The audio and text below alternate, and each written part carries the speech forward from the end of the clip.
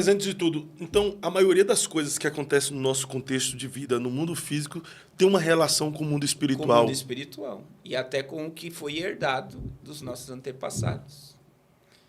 E isso é, por exemplo, idolatria.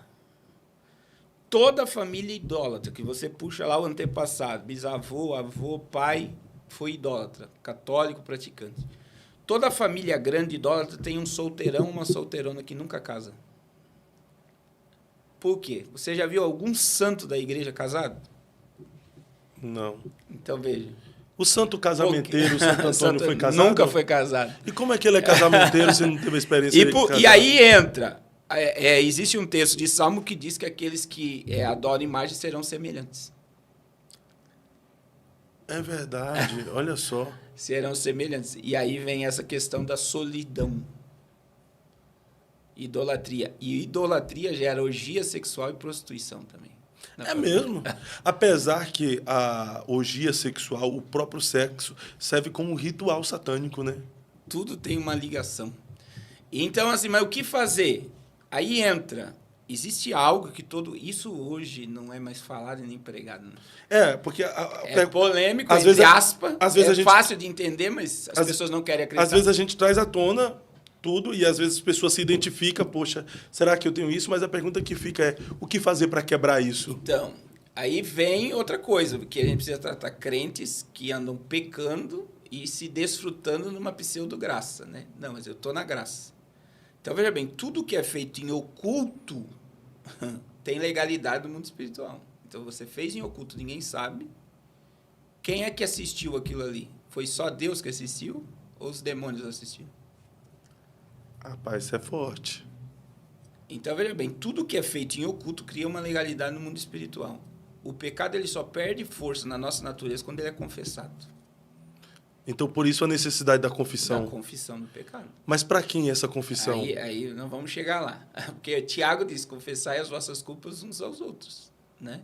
Mas não precisa confessar Jesus para um líder falou, espiritual? Se você vê teu irmão pecar, o que Jesus disse? Vai e fala você com ele. Se ele não ouvir, leva uma testemunha. Se ele não ouvir você e a testemunha, leva ao sacerdote.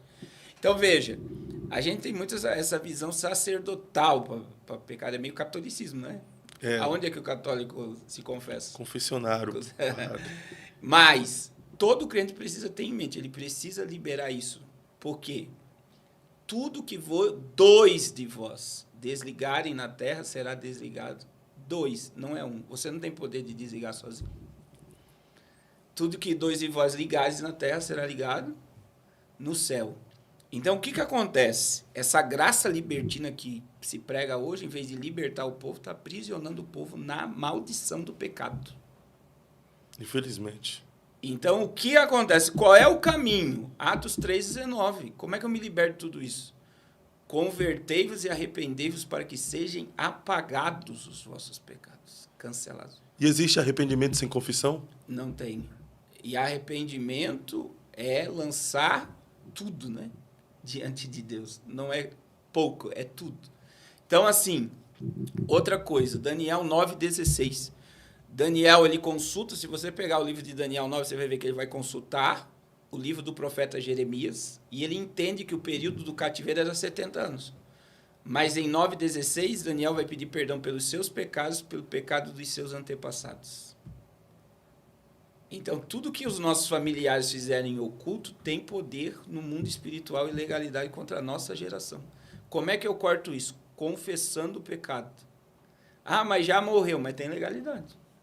Meu Deus, mas isso é muito forte. E, só que além de ser forte... a teologia hoje, ela vai rejeitar. Por quê? Porque é melhor manter... E outra coisa, Fábio, eu vou falar algo aqui, para os pastores hoje, tocar nesses assuntos é problema. E pastores hoje parece que, em vez de resolver o problema, está fugindo do problema. Por quê?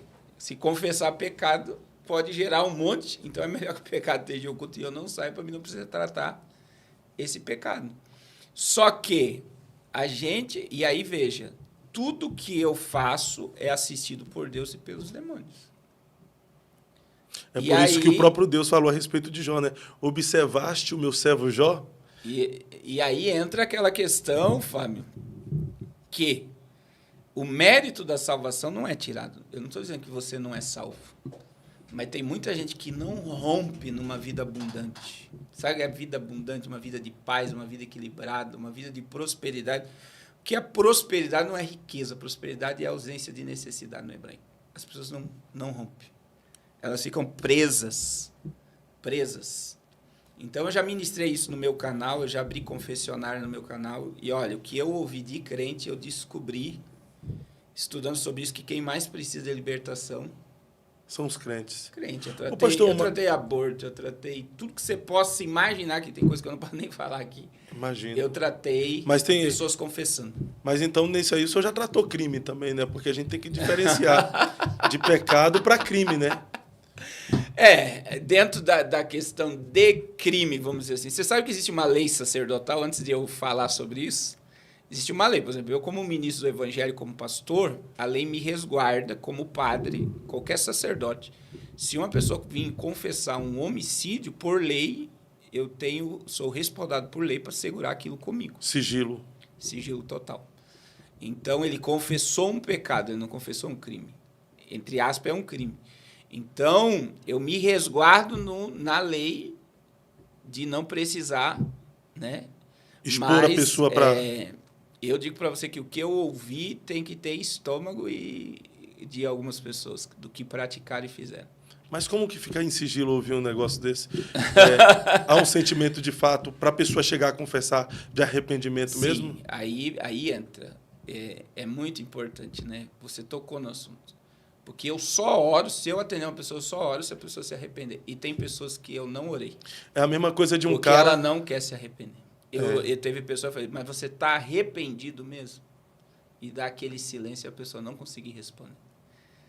Aí tu não ora. Não ora. Porque a única ferramenta de cura, de um despertar, de uma mudança, é o arrependimento. Vamos entrar num assunto mais pesado aqui, então. Nessa situação aí. Se um camarada, que para mim é um doente, violentou de uma criança, foi um pedófilo, e chega para confessar para o senhor que praticou uma pedofilia, qual é o senhor, como pastor mesmo respaldado pela lei, o cara está confessando um crime e um pecado ao mesmo tempo? Qual deve ser? É um assunto até que os pastores precisam estar preparados para isso. Qual deve ser, de fato, a atitude de um pastor concernente? Tem até uma polêmica envolvendo a Haline lá da América, envolvendo uma igreja, um pastor bem conhecido no Brasil, o irmão dele. O caso é o seguinte, Fábio. A pessoa cometeu e o pastor. Aí é um tratamento pastoral. A partir do momento que isso está público, é um crime. Não que ele não cometeu o crime, eu estou dizendo. E aí você pode falar para ele, você vai se sentir bem confessando, houve um arrependimento de você não praticar mais isso e tal, dentro da conversa, né? É que nem eu estou falando, eu só iria orar para uma pessoa dessa se houvesse um verdadeiro arrependimento, né? De quebrantamento, de não me suporto, não quero mais praticar isso. Agora, eu peguei um caso em São Paulo, e aí eu vou falar o que eu presenciei, de um pastor que houve um caso de um jovem com uma menina de 7 anos. Aí não houve o ato, não concretizou o ato, mas houve... houve o abuso. Houve um abuso, a ponto que a menina chegou a sangrar. Mas não houve penetração. Vamos lá. O que aconteceu? Eles vieram, a mãe viu, né? E gostava da família envolvendo... E aí a mãe levou a menina no médico, o médico falou, só vamos atender se fizer BO. Para a mãe da menina. A mãe da menina pensou no escândalo, pensou em toda a questão da igreja, olha só. E da menina também. Levou no ginecologista dela, o ginecologista falou, não houve penetração e tal. Levaram ao pastor. O pastor falou, eu não posso tomar decisão nenhuma para você. Para a mãe, né? Você está vendo o que está acontecendo. Aí a mãe do menino foi chamada, houve aquele chororô, né? Aquele desespero, porque a mãe começou a bater no menino. A mãe da menina ficou com dó e protegeu a questão das famílias e tal. Depois, o menino voltou a praticar o mesmo com fornicação, daí não foi um abuso, né? E houve situações ali... Mas a fornicação não seria o mesmo abuso? Não, porque foi com pessoa da mesma idade. O abuso ali foi porque... Foi uma outra pessoa. Outra pessoa. Então, olha o que acontece. A gente vê, Fábio, dentro dessa questão, né? Dentro dessa questão, que... Aí eu estou dizendo sobre a questão do pastor que eu acompanhei. O pastor amava a menina. E ele não tem filha mulher.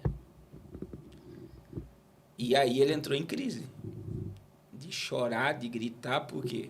Porque o rapaz não se arrependeu. E ainda depois quiseram induzir e contextualizar que a menina foi meio que a culpada da situação. Então, assim, dentro de um caso desse, né, dentro do quadro sacerdotal, dentro de uma confissão, tem que ficar entre o pastor e a pessoa que confessou. Independentemente do que for? Se ela veio confessar porque está arrependida. Né? Mas aí, se vira público daí, como veio o caso dos Estados Unidos? Aí teria que levar direto para a polícia. Como está lá mesmo. Aquilo ali está totalmente certo. Só que eu vejo que existem extremos ali, né?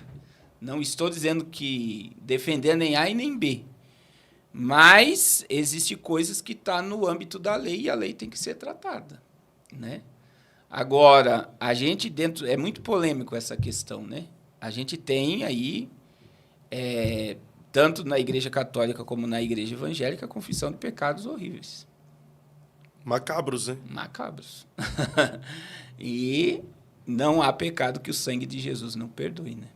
Mas mesmo o sangue de Jesus perdoando, mesmo a pessoa confessando e estando arrependida, há uma consequência, não há, pastor? Sim, ela vai ter que conviver com aquilo, né? A única forma de ser anulado e cancelado, é no que a gente está falando, é através de um arrependimento profundo, né? Sim.